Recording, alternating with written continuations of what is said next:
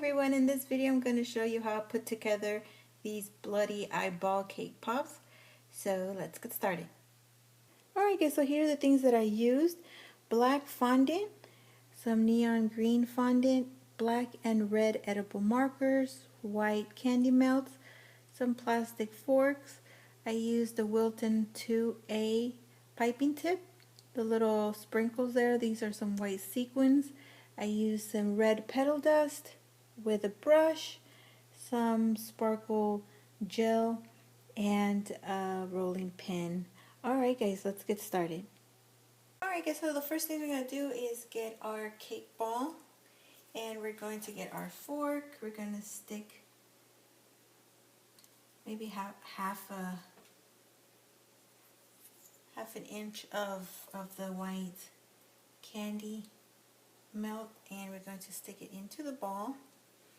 And what I like to do is I like to leave that on there, do not take that off, and I am going to set it down so it can harden a little bit. I do not want to keep it like this because maybe that candy might come down, and I don't want to put too much weight on the fork there to where it might come down.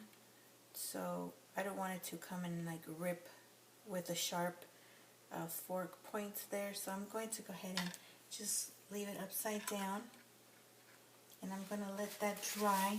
That's how I do it. You can do it any other way, but I like to leave it like this for a few minutes until it's completely dry. And I'm going to go ahead and dip my little ball into the white candy melt.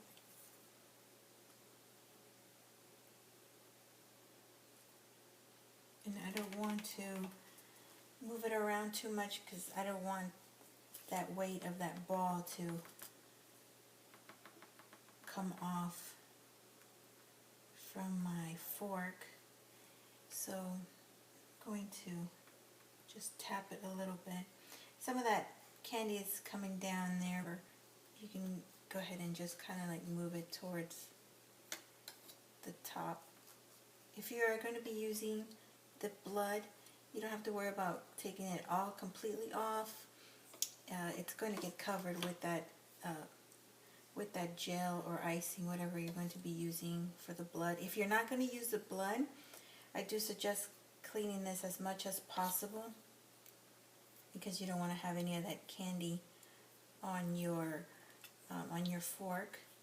So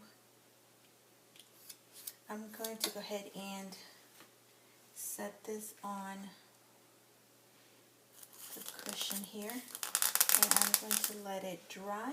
Our candy has hardened really nicely, so now we're going to take our Wilton 2A or any almost about an inch size round circle cutter, and we're going to cut out the fondant of the color of your choice. You can use brown, blue.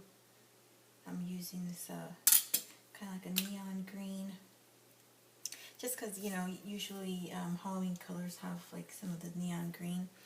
And I'm going to dab a little bit of water on the back of this just to help glue it onto the ball since the candy has already dried.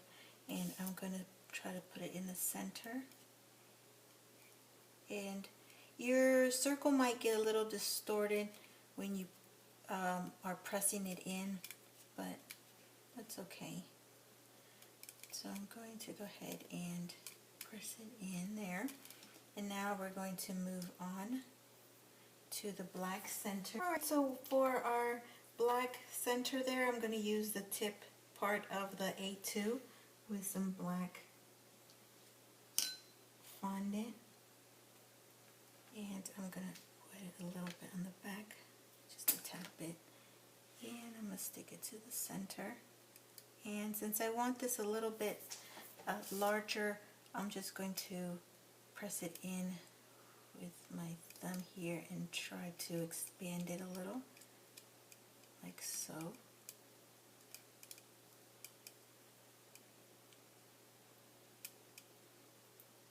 And I'm going to be using this little sequin, a white sequin. You can also cut it with some fondant, but I'm just going to use this and I'm going to press it in to the black here. Just saves me a little time to having to do all that fondant stuff. And you could use a Wilton 7 or even a tip 10 to make that little white dot if you're wanting to do that glare with fondant. Okay, so now I'm gonna go and use my edible marker. I like these markers because it has one point that looks like a marker and then the other point that looks like a pen. So I'm gonna use the marker side and I'm going to just go around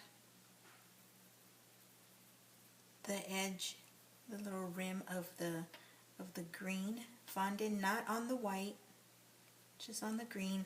And then I'll go ahead and do some kind of triangle shapes here, kind of zigzaggy. It'll look kind of like a tiger stripe, thicker from the bottom, and then it's going to taper towards the center.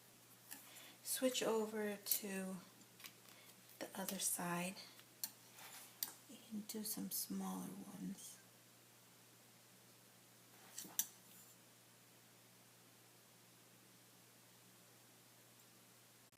Alright guys, so there is the detail on the pupil there.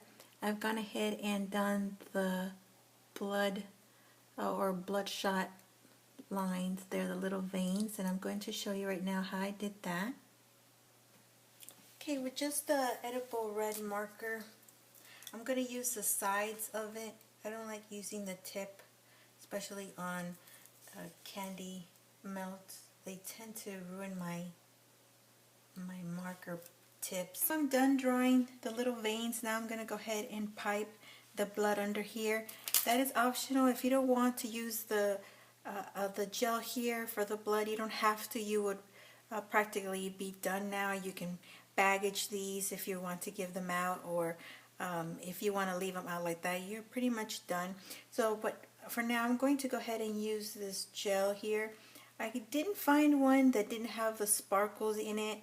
I don't really like this sparkly one. I just went ahead and picked it up because I didn't want to make a batch of like royal icing just to make this red.